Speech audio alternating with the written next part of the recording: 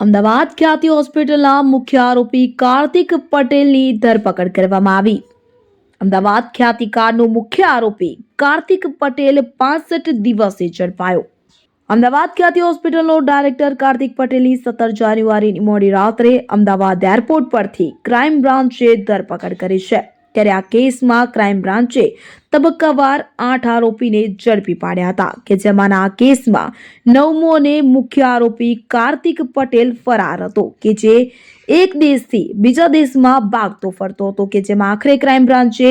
Ahmedabad airport પરથી તેની ધરપકડ કરી લીધી છે. ત્યારે કાર્તિક પટેલની પૂછપરછ કરવા બાદ ઘણા ખુલાસાઓ થશે અને પુરાવા પણ ભેગા કરવામાં આવશે. 11 નવેમ્બર 2024ના રોજ ખ્યાતિ હોસ્પિટલ ખાતે જે બનાવ બનેલો અને 2 વ્યક્તિઓના મૃત્યુ થયેલા એ અનુસંધાને વસ્ત્રાપુર પોલીસ સ્ટેશનમાં ગુના નોંધવામાં આવેલા હતા અને આ ત્રણેય ગુનાની તપાસ પોલીસ કમિશનર શ્રી અમદાવાદ શહેરના હુકમથી ક્રાઇમ બ્રાન્ચને સોંપવામાં આવેલી અને અત્યાર સુધીમાં આ તપાસના કામે કુલ 8 આરોપીઓની ધરપકડ કરવામાં આવેલી છે અને પોતાની ધરપકડ ટાળવા નાસ્તા ફરતા આરોપી જે છે કાર્તિક પટેલ એમની આજરોજ ધરપકડ કરવામાં આવેલી છે. એ આ બનાવ બન્યો ત્યારે એ અરસામાં એ ઓસ્ટ્રેલિયા ખાતે ગયેલા હતા અને ત્યાંથી દુબઈના જે ઓન અરાઇવલ વિઝા મેળવી એ દુબઈ ખાતે રોકાયેલા હતા અને 2 મહિના સુધીનો સમય એમણે આ રીતે પસાર કરેલો છે. આજરોજ એમને અમદાવાદ એરપોર્ટ આવતા લુકઆઉટ સર્ક્યુલર આધારે ત્યાં એરપોર્ટ પોલીસ દ્વારા ડિટેન કરવામાં આવેલા અને ત્યારબાદ ક્રાઇમ બ્રાન્ચને સોંપવામાં આવેલા છે અને ક્રાઇમ બ્રાન્ચે આની કાયદેસરની કાર્યવાહી કરી એમની ધરપકડ કરેલી છે. હાલ જે આરોપી કાર્તિક પટેલ જે છે એમની પ્રાથમિક પૂછપરછમાં એમણે જે પણ અત્યાર સુધીની જે થોડાક સમય મળ્યો છે એમાં જે પૂછપરછ કરવામાં આવેલી છે એમાં એમની જે પ્રાથમિક જે માહિતી મળી છે એ મુજબ એ ખ્યાતિ હોસ્પિટલના ચેરમેન છે અને એમના જ માર્ગદર્શન અને સૂચના મુજબ આ ખ્યાતિ હોસ્પિટલની તમામ કાર્યવાહી હાથ ધરવામાં આવતી હતી. કેટલાક મહત્વના પ્રશ્નો જે હતા એમને જે પૂછવામાં આવેલા હતા કે અત્યાર સુધીમાં જે પણ પ્રકારે પીએમજે યોજના અથવા તો ખ્યાતિ હોસ્પિટલ અને જે પણ ઇન્સ્યોરન્સ જે કંપની જે છે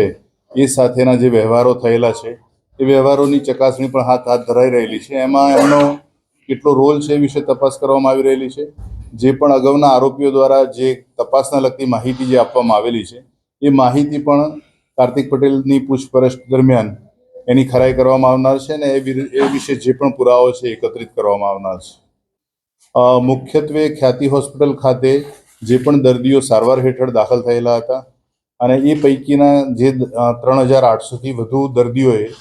પીએમજે યોજનાનો લાભ મેળવેલો છે અને એનાથી એમણે સારવાર મેળવેલી છે. એ વિશે પણ જે પણ એમાં કોઈ ગેરરીતિ થયેલી છે કે કેમ એ અંગે સીએની પણ નિમણૂક કરવામાં આવેલી છે અને તમામ જે 33 બેંક એકાઉન્ટ્સ જે છે ખ્યાતિ હોસ્પિટલ સાથે સંકળાયેલા એ તમામનું ફોરેન્સિક ઓડિટ હાલ ચાલી રહેલું છે. કાર્તિક પટેલ જે શરૂઆતમાં જે છે એ એમણે જ્યારે યુવાનીમાં વ્યવસાયની શરૂઆત કરેલી ત્યારે વિડીયો કેસેટ વેચવાનું કામ શરૂ કરેલું અને ત્યારબાદ કન્સ્ટ્રક્શનના વ્યવસાયમાં જોડાયેલા અને એ સિવાય કેન્ટોનમેન્ટમાં આવેલી ફિરદોસ અમૃત સ્કૂલ અને ખ્યાતિ વર્લ્ડ સ્કૂલ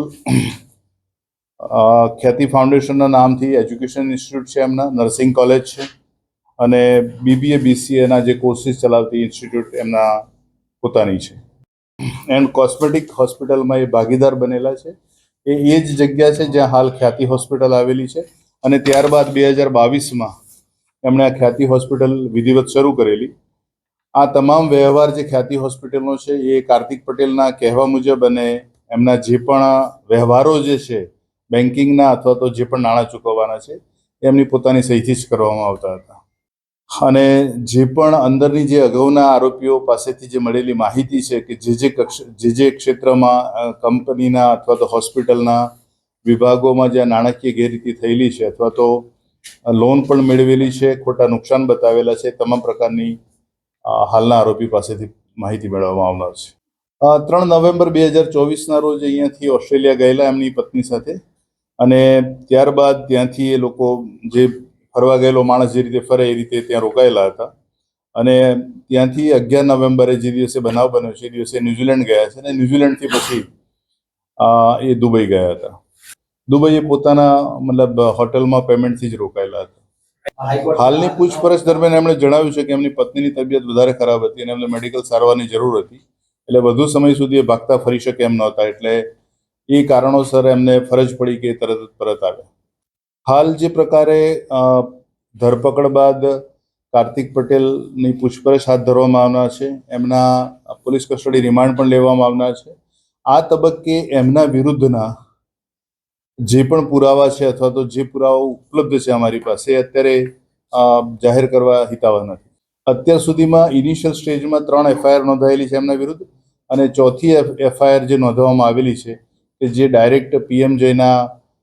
કાર્ડ જે બનાવતા હતા એ કાર્ડ સંબંધે એફઆઈઆર નોંધાયેલી છે. જે અત્યારે જેમની ધરપકડ પછી આ જે પ્રેસ કોન્ફરન્સ થાય છે, સમયગાળો વચ્ચે બહુ ઓછો છે, એટલે વિધિવત જે પૂછપરછ કરવામાં આવનાર છે એમાં આખી જે લંબાણપૂર્વકની પૂછપરછ બાદ આ તમામ પ્રકારની માહિતી અને જે પણ પ્રશ્નોના જવાબ મેળવવાના છે અથવા તો જે પુરાવા એકત્રિત કરવાના છે એ કરવામાં આવનાર છે. હાલ અમારી પાસે જે 4 એફઆઈઆર જે છે એ પૈકીની 3 એફઆઈઆર ખ્યાતિ હોસ્પિટલમાં જે બનાવ બન્યો છે, જે 2 વ્યક્તિઓના મૃત્યુ થયા અને પાછળથી એક વધુ મૃત્યુની જે ખબર પડી, એ અનુસંધાને જે 3 એફઆઈઆર જે નોંધવામાં આવી છે એ, તથા PMJ યોજના માટેના જે લાભ મળતા હોય ને એ પ્રકારના જે આયુષ્માન કાર્ડ મેળવવાનો જે ગુનો ચોથો નોંધાયેલો છે, એ સિવાયનો જે કોઈ પણ એવી ફરિયાદ આવશે તો એ સંબંધમાં તપાસ થઈ શકશે. જે પરિપ્રેક્ષમાં અત્યારે તપાસ ચાલી રહી છે એની બહાર અત્યારે તપાસ કરવાનો કોઈ પ્રશ્ન નથી. અત્યારે એમણે હોસ્પિટલ કેમ બનાવી અને કેવા કારણોસર હોસ્પિટલ રન કરવાની હતી એ વિશેની માહિતી મેળવવાની બાકી છે. અત્યારે એમની પાસેથી કોઈ પણ ડિજિટલ પુરાવા, જ્યારે એમની ધરપકડ કરવામાં આવી છે એ સમયે એમની પાસેથી એવા કોઈ ડિજિટલ પુરાવા કે દસ્તાવેજી પુરાવા મળેલા નથી.